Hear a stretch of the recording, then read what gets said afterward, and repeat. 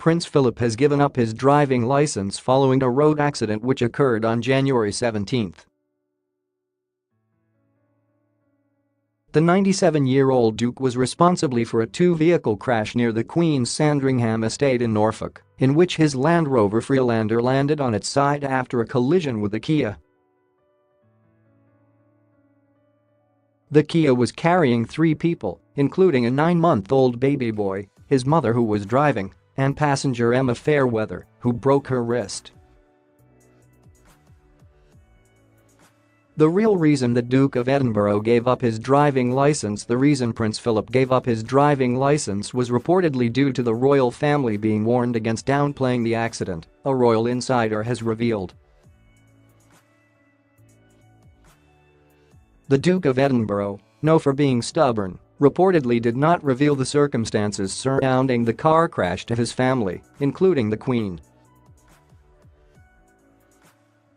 The Queen's husband felt it was unnecessary to mention he had just been pulled out of his overturned Land Rover on the Sandringham estate.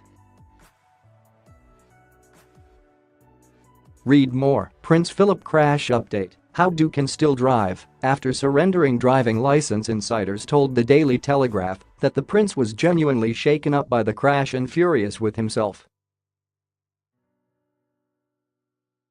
And to prove he was still fit to drive, the Prince Philip got behind the wheel the day after the accident. Pictures revealed the Duke was even driving without a seatbelt. The move led to great concern among Prince Philip's immediate family, including his children and grandchildren, who were warned not to make a fuss, it has been reported.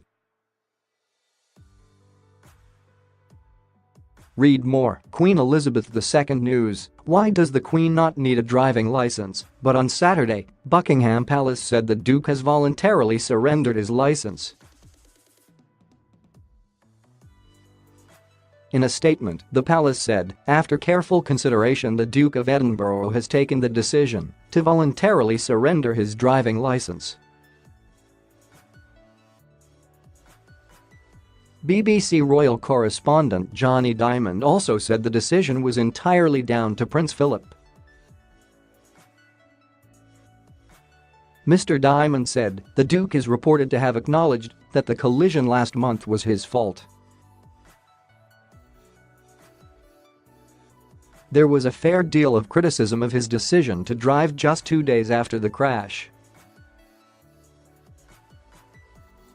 Now he has chosen to give up some of his independence and will have a driver from this point on. The decision to relinquish his license came 2 days after Norfolk police gave him suitable words of advice after he was pictured driving without a seatbelt just days after the crash.